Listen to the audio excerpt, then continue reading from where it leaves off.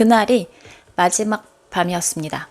사실 탄이를 보내고 탄이라는 이름을 꺼내기까지 약 3년의 시간이 걸렸던 것 같아요.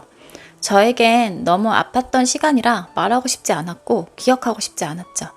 하지만 탄이 덕분에 지금 내 곁에 고양이들의 시간이 더 소중하게 느껴졌고 조금 더 예민하게 고양이의 건강을 체크할 수 있는 것 같습니다.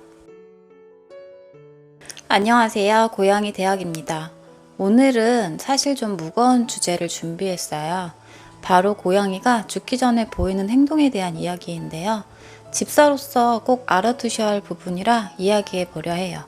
고양이의 평균 수명은 보통 15년에서 길게는 17년까지 살 수 있다고 하는데요.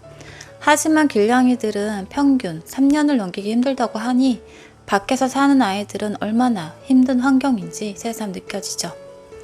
저도 몇 해 전 길에서 새끼 고양이를 구조해 가족으로 맞이한 적이 있어요.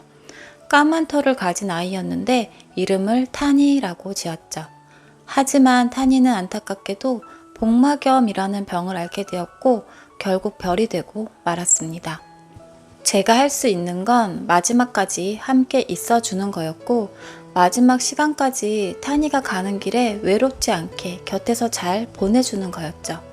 지금 이 영상을 보시는 고양이 집사님들께서도 고양이가 죽을 때 보내는 신호를 잘 체크하셔서 내 고양이의 마지막을 잘 준비해 주시길 바랄게요.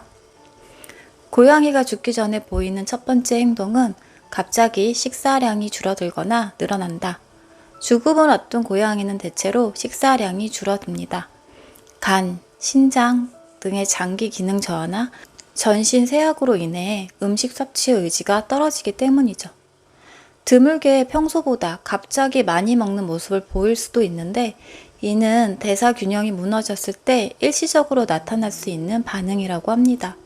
이때 집사는 고양이가 좋아하는 간식이나 부드러운 간식을 준비해 주세요. 강제로 먹이기보다는 소량이라도 스스로 먹을 수 있는 환경을 만들어주는 게 중요합니다.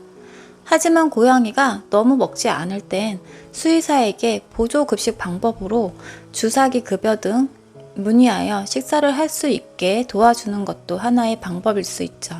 두 번째 신호로는 좋아하던 놀이를 멈춘다.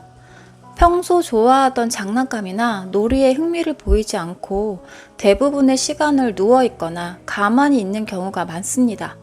이는 에너지 고갈과 신체적 고통으로 인한 전형적인 변화죠. 누구보다 고양이가 힘든 시기이기 때문에 집사가 곁에서 함께 있어주세요. 손을 얹어주거나 목소리를 들려주는 것만으로도 안정감을 줍니다. 중요한 건 함께 있는 시간 자체죠. 세 번째, 고양이가 죽기 전에 보이는 행동의 신호. 그루밍을 더 이상 하지 않는다. 건강할 때는 하루의 상당 시간을 털을 정리하며 보내던 고양이가 점점 스스로 그루밍을 하지 않게 됩니다. 몸을 움직이는 것 자체가 힘들거나 통증 때문에 털 관리가 어려운 상태일 수 있죠. 이로 인해 털이 뭉치거나 냄새가 나기도 합니다. 고양이에게 필수적인 그루밍마저 멈췄다면 위험한 신호일 수 있으니 이 부분도 꼭 체크하세요. 그루밍조차 할 수 없는 고양이라면 집사가 곁에서 털을 부드럽게 빗어주거나 젖은 거즈로 얼굴과 발을 닦아주세요. 단 싫어하는 경우 무리하지 않고 최소한의 청결만 유지하는 게 좋습니다. 이는 단순한 청결 관리뿐만 아니라 고양이에게 나는 집사에게 돌봄받고 있어 라는 심리적 안정감을 느끼게 하죠. 네 번째 신호, 어두운 곳으로 자꾸 들어간다. 고양이는 본능적으로 몸이 약해지거나 죽음을 앞두면 안전하고 조용한 공간을 찾습니다. 야생에서 이는 포식자로부터 자신을 보호하려는 생존 본능에서 비롯된 행동이라고 하는데요. 집안의 가구 및 침대 및 소파 뒤와 같은 어두운 공간으로 자주 숨어든다면 경계 신호일 수 있습니다. 이때 집사의 행동으로는 억지로 꺼내지 말고 숨어있는 공간을 청결하게 유지해주세요. 담요를 깔아주거나 가까이에 물과 화장실을 두어 최소한의 편안함을 느끼게 해주는 것이 좋습니다. 마지막으로 고양이가 죽을 때 보이는 행동, 집사를 점점 멀리하거나 가까이 한다. 죽음을 앞둔 고양이 중 일부는 집사와 거리를 두고 점점 혼자 있으려 합니다.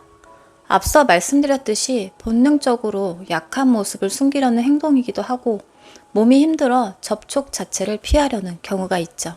하지만 반대로 평소보다 집사에게 더 자주 다가와 애정을 표현하는 경우도 있으니 거리 두기만이 정답이라고 보긴 어렵습니다. 저 같은 경우는 매일매일 안아달라던 아이가 마지막을 준비할 땐 소파 아래에서 나오지 않고 저와 거리를 두기 시작했어요. 그때 저는 소파 아래에 있는 아이를 억지로 끌어내진 않았고 소파 옆에 이불을 깔고 조금은 멀리서 하지만 보이게 같이 잠을 잤던 기억이 있어요. 그날이 마지막 밤이었습니다. 사실 탄이를 보내고 탄이라는 이름을 꺼내기까지 약 3년의 시간이 걸렸던 것 같아요. 저에겐 너무 아팠던 시간이라 말하고 싶지 않았고 기억하고 싶지 않았죠. 하지만 탄이 덕분에 지금 내 곁에 고양이들의 시간이 더 소중하게 느껴졌고 조금 더 예민하게 고양이의 건강을 체크할 수 있는 것 같습니다. 믿기 싫고 먼 일이라고 생각하지만 결국 고양이는 먼저 별이 되고 그 마지막까지 지켜주는 것이 고양이 집사의 책임이라고 생각해요.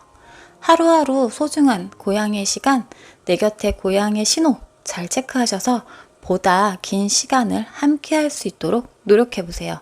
저희 다음에도 고양이 이야기로 또 만나요. 감사합니다.